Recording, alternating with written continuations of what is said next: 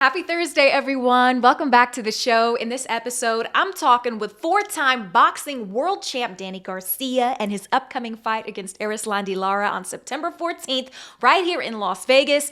Plus, we got to talk college football. FSU, oh my God, looking horrible right now. More on Colorado. Plus, NFL kicks off later today with my Chiefs taking off the Ravens. The first NFL game of the season. How fitting. But let's kick things off with my top five. And before we dive into the sports coverage, I just want to ask, what is wrong with kids these days? Just last week, an 11-year-old student threw a clothes hanger at an assistant principal, her name's Condra Rogers, knocking her eyeball out of its socket. This happened at Collins Intermediate School in Corsicana, Texas back in August. Now, this woman has had surgery. She still could lose her entire eye. She has to get multiple surgeries. She's going to be blind. Now, look, my mom is a teacher, okay? And I'm so sick of what some of the most important workers in the world have to endure. They got to go to school fearing for their lives, spending the little money they do have to support their classrooms. They not only have to be teachers, but act as full-time therapists, social workers, educators, support systems, all of that. And who supports them? Public schools suffer from inequities in funding, budget constraints, disparities in distribution, and now this whole threat of private vouchers that diverts money from public schools to private ones. They're not accountable to taxpayers, and certainly not the families that want their children to attend, because private schools, as you know, they can and do limit admission sometimes based on race, gender, sexual orientation, ability, and test scores. And let's be real, they don't always cover the entire price of your education either. And so they're calling them vouchers, ESAs, tax credit scholarships, all of that. And all this is doing is further undermining our public education system that needs our support, needs our attention. It's a huge issue. We need to be looking to uplift our teachers, okay? First of all, making them feel safe in classrooms and giving them that additional support they need via funding, etc. That stuff really just drives me crazy. Anyway, on to football. And I'm sorry, FSU fans. Back-to-back losses dropped them from a top 10 preseason team to unranked. And it's one thing to lose to Georgia Tech in Ireland, but it's a whole nother thing to lose to Boston College 28-13. I mean, how do you go from undefeated last year to getting beat by Boston College? And I'm sorry because Boston College, you know, they're not terrible, but honestly, that's not the first association that pops into my mind when I hear Boston College. I don't think football when I think Boston College. And no, you can't join the SEC if you're going out sad against Boston College, okay? Maybe you're where you need to be. But I guess it's safe to say FSU is in a total rebuild. And you know, I talked about this in one of the earlier episodes of my podcast. I mean, they lost guys like Jordan Travis, Keon Coleman, Johnny Wilson, Trey Benson, Jared Verse, all of them to the pros. And now a lot of people are pointing fingers at QB DJ Uiagalelei after back-to-back dismal performances. And look, right? It's not all on the quarterback, but come on. Fans were at the game chanting, "We want Brock." That's the backup QB, Brock Glenn. They've been doing this during the game. DJ completed 21 of 42 passes for 272 yards, 1 touchdown, 1 interception. And this guy here, he was on Twitter. He had me dying. He said, "Have you considered that maybe Florida State is experiencing a second bout of jet lag upon returning to the United States from losing a game in Ireland due to jet lag?" I know, just blame it all on jet lag. I always do. But man, it really sucks to be a Florida State fan right now, and it only makes last year's playoff committee look justified for snubbing them. Now, is it too early to count them out for this year, the playoff, all of that? Yes. But will they make it to the playoff? I don't think so. We're going to need to bring Brock in. Get BG. Get him. Colorado, yeah, they won their first game, 1 down, 4 to go until they face off against number 17 ranked K-State. And that really should be Colorado's first loss of the season. Any L taken before they see K-State, yeah, that wouldn't be too good. And if there would be a reason, I could see it being because of the offensive line.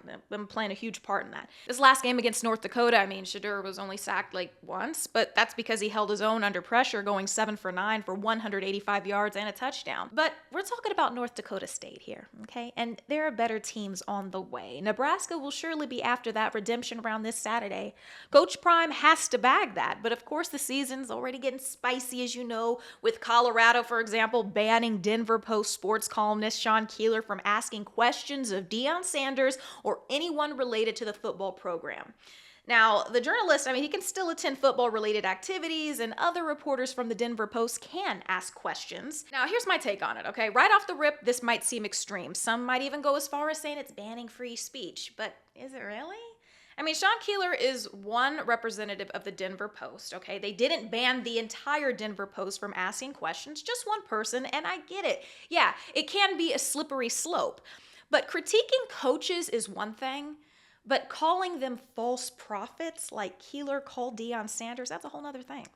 Okay, this guy has also called Deion Deposition Deion, Bruce Lee of BS, Planet Prime, and yeah, I get it. Yeah, no crying in football, you know, I say that. But Keeler went too far with calling him a false prophet. That is a loaded term for so many reasons. And please let's not act like sports journalists don't want all the smoke sometimes. I've seen it firsthand in journalism school at KU. There was a reporter from a national outlet, and he asked one of our basketball players who just lost his mom, his grandma. He was like, "How are you doing with the loss of your mom?" And I'm like, Jesus, like, are you serious? And you could tell that the player, he did not want to talk about that. But do you think that the reporter showed any empathy or really cared? Absolutely not. And I just looked at that as, you know, a young journalism student, and I'm just like, wow, I can't believe it. I tried to, you know, change the whole subject because it's like, you know, this is a very sensitive subject, and we're here to talk about us going to the Final Four. We're not here to talk about this right now. He doesn't want to think about that right now. Let's not act like every journalist is above antagonizing an athlete to get a catchy quote. All press is good press, right? And while I don't think it sets a great precedent to start banning journalists, I do think it's important for journalists to have some decorum in those settings and be held to a higher standard. Otherwise, how are you different from some Twitter or TikToker doing it for the views?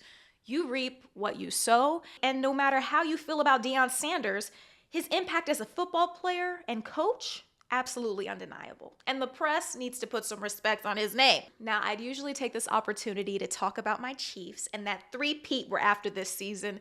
And I hope we beat the Ravens. We'll see what happens. It's going on tonight, right? But I figured I'd be fair and talk about the Bears.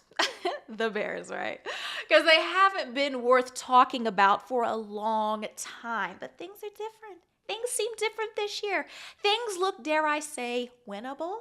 Yeah, there's no reason the Bears should not start their season 2-1. They have one of the best wide receiver rooms in the league. They've got DJ Moore, Keenan Allen, Rome Odunze, tough trio right there. And they've got a new shiny QB in Caleb Williams. DeAndre Swift is ready to go for the RBs. Defense looks solid. They added some pieces there, and the schedule is pretty easy. I feel like the last time the Bears had this much buzz is when they got Khalil Mack back in 2018. I remember they got him from the Raiders. It was a huge deal.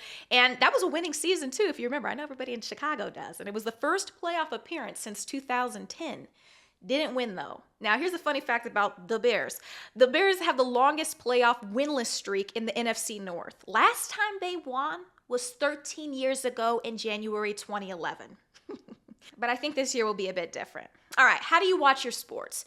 Do you pay for the various streaming sites? Are you still working with cable? An oldie but a goodie, right? Or satellite? Ooh, that's a real throwback. Or do you stream online illegally? Don't tell me. I'm not the feds, but the problem with people illegally streaming sports is a $28 billion problem, according to Harvard Business Review. But when you're talking about the NFL Sunday ticket costing $479, and that doesn't even include Thursday Night Football, which is on Amazon, no postseason there, no preseason, it's just a lot to contend with.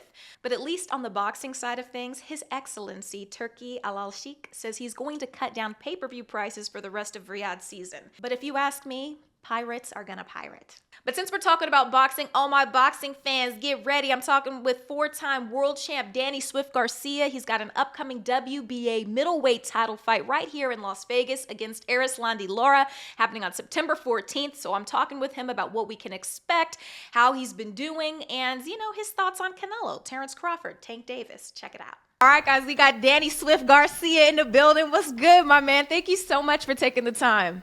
Thank you for having me. I appreciate it. Hey, what are you in right now? I know you're in the car. Is that Cybertruck? What's that? I'm in the Cybertruck. I'm about to head to the gym right now. I gotta work out at 1. I got some other interviews at 1 o'clock at the gym. That's crazy. And I know you stay on it. You stay fit. And I'm just looking, though. I mean, it's been 2 years since we've seen you fight. You're coming off that win from Benavidez. I mean, how do you stay in shape when you're inactive like that? That's a good question. I try to stay in shape. You know, I try to do my running, try to keep my head in the boxing game. But it's different when you're training for a fight. It's like a different intensity. You could work out every day, but like training camp is way different than just like working out as a regular person. Yeah. So what are you eating?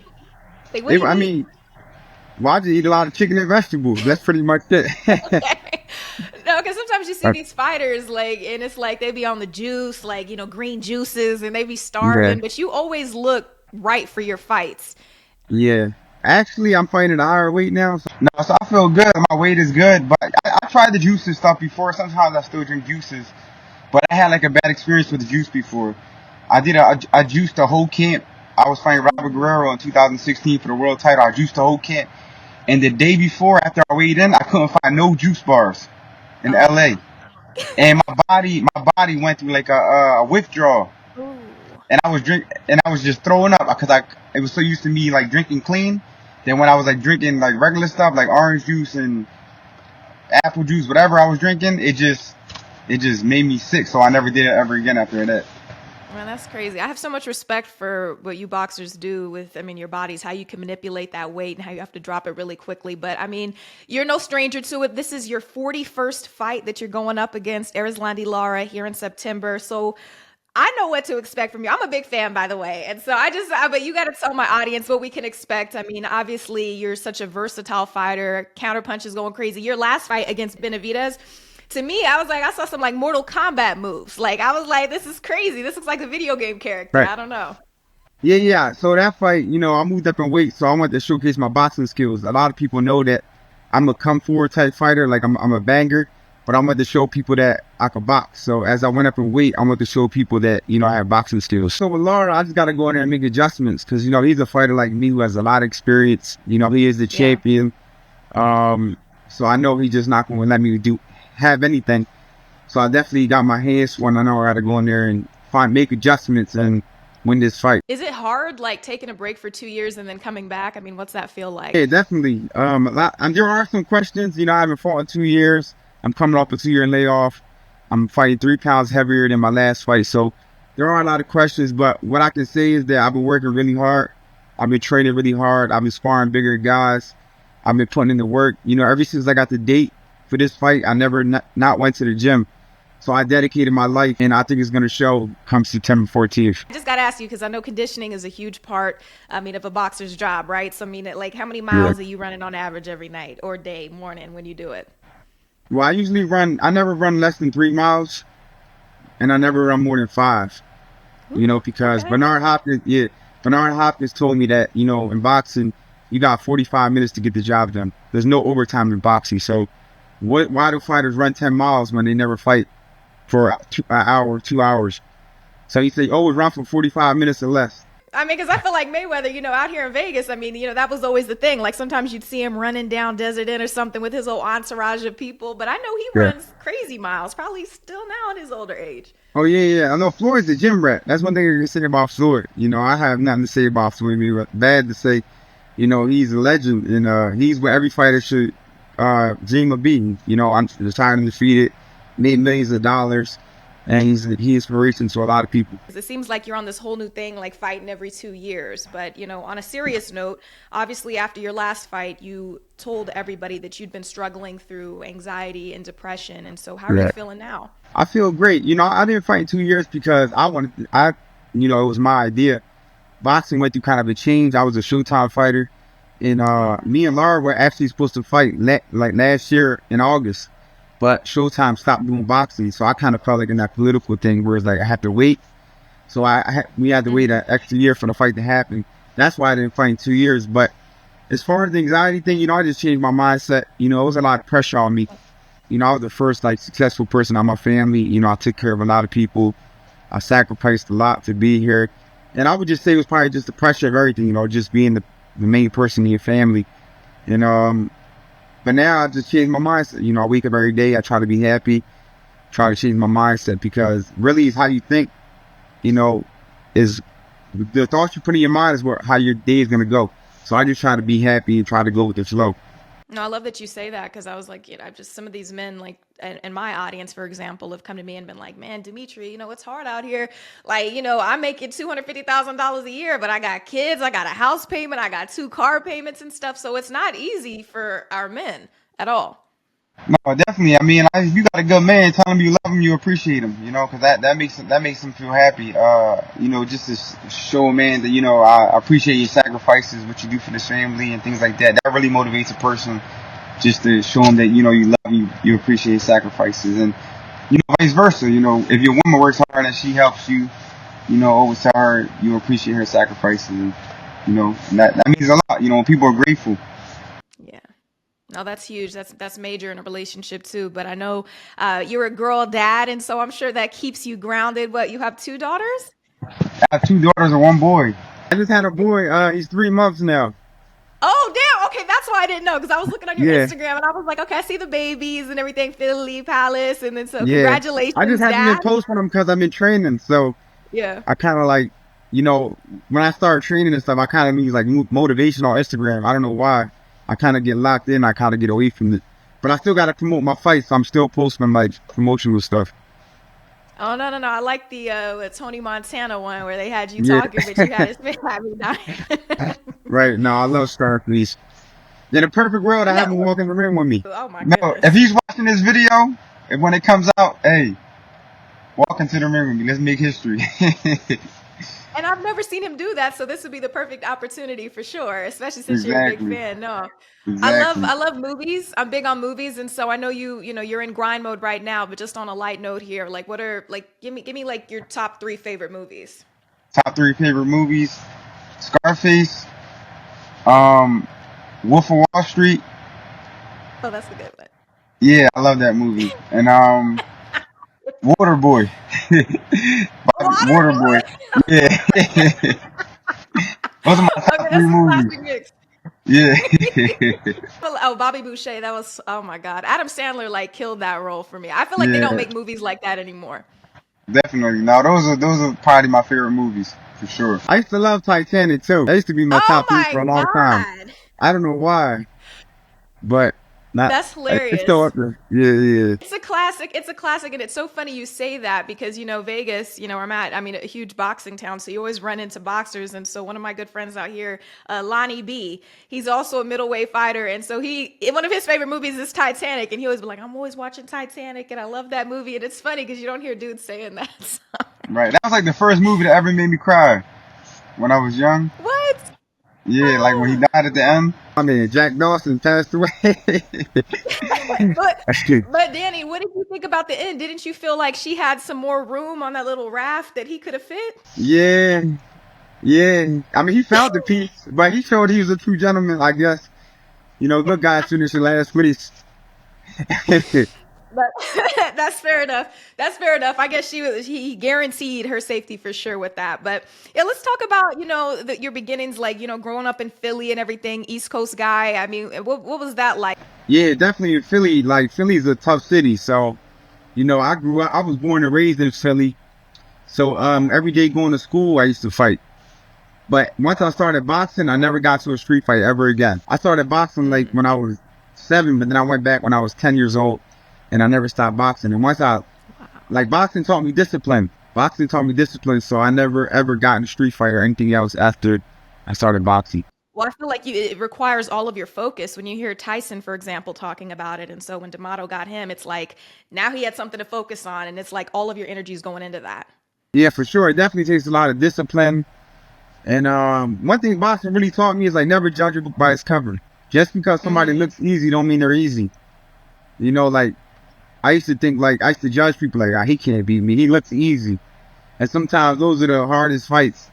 You can never judge a book by its cover in this world. Like you can never think that person looks like he's easy because he's not. Talking about boxing on the whole, there have been a lot of like criticism, I feel like, from fans. Like people hate to see a boring match. A good fight is entertainment. To me, like a lot of fans like to see like a slugfest. Like a pure war, of course that's good. But me, I enjoy the art of boxing. So if a fighter goes in there and does his game plan, like was hit and not get hit, or fight smart pressure, or use his jab and things like that, I appreciate that too. So when I say a good fight, I just want to see whose style, whose game plan was executed better. Because you can watch it like, oh wow, he trained for that and he made that happen. So sometimes I like the art of boxing too, where it's like somebody go in there and do what they did in training camp and execute. What are your thoughts on TC right now? Like, who do you think he should fight next? Well, I think he's chasing that big Canelo fight. You know, everybody wants to fight Canelo because Everybody. he's the cash cow. He's the guy that's Cash the cow. most amount of money, and you know he's my age. I think 36. So you know you can't box forever. So the whole point of boxing is to get the most money at the end of your career, and I think that's what he wants. I feel like he's earned it. I just don't know if Canelo really wants that kind of smoke. And I know that, you know, TC's got to crawl up and wait for sure. But to me, I don't know, man. I was like, I don't know. I feel like he could do it. What about you? For me, he's definitely a highly skilled guy. Terence is definitely highly skilled. He's definitely one of the best pounds of town. But it's hard for me to see anybody beat Canelo at 168. You know, unless there's another big guy. Like Berlanga's a big guy, so you could really give him a chance because he's big and strong. But I can't really see a guy coming up from a smaller weight to beat him. Oh, I hear that, and that's the criticism. I feel like that's why Canelo's not even. He's like, bro, I'm not trying to hear all that. But okay, so let's go to some of the smaller guys here then. Tank. You know, also one of my favorite fighters there. And I wonder, you know, there's always these comparisons like, oh, could Shakur take him on, all of this? And so I'm just curious to hear from you. Is anybody beating Tank at this point? At 135 pounds, I don't see nobody beat him at that weight. Every fighter has their weight class where like they're dominant. And I feel like 135 is Tank's weight class, you know. But I think him and Shakur, two highly skilled guys, is definitely a 50-50 fight. Definitely 50-50. Really? But I don't know about that. If I had to put my money on somebody, it would be Tank because he's so strong. He got that game changer. You know, he got that game changer where he can hit you with any punch and the fight could be over. Or just like, he's one of the type of guys you could do good against him and then he'll pop you. Wow. And then it's like, oh, hold on, time out. Yeah, we saw that with Ryan Garcia. I mean, that was different. Yeah, Tank is definitely a strong guy. Thank you for that. I appreciate you, Danny. So I know you've got your awesome clothing line. Before I let you go, I know you got lots of interviews to do today. Like, talk to us about some of the other. Yeah. There we go. Hold on. Because I was trying to get that sweatsuit set from you. I still need that. I don't know what happened. I need that. I mailed it. I don't know. Somebody stole it. I didn't get it. I promise you, my mail people, I have a mailbox. They must have messed it up or something. Because to me, I'm like, that was so fly. And I was like, that's, you know, I don't wear a lot of people's clothes, but that right there. I appreciate it. I'm going to make sure that I get you some more stuff. No, I need that. And then I know you got your promotion company too that you're starting up and everything. So can you talk a little bit about that before I let you go? Yeah, Swift Promotion. So actually I'm doing my next promotional show October 12th. And Franchise Cruz, she's going to be the main event. She's defending her world titles on her. So this will be my first world title card as a promoter. So I'm very excited. We're doing it in Philly at the 2300 Arena. And it's going to be, I can't wait. It's going to be a great show. First, I got to handle my business. Oh, facts. And then go into the me business.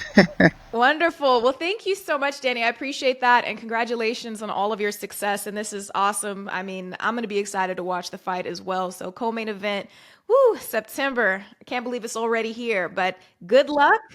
And I hope you have an amazing, camp today, all of that good workout and everything. And I'll see you on my screen. Thank you. I appreciate it. All right, man. I'm rooting for you, Danny. I hope you get the win, and I hope all of you have an amazing weekend. And if you're watching on YouTube, be sure to join the conversation in the comments. Wherever you're listening, please take some time to review and rate the podcast, too. I always appreciate that. I'll see you guys back here next week. Have an amazing day.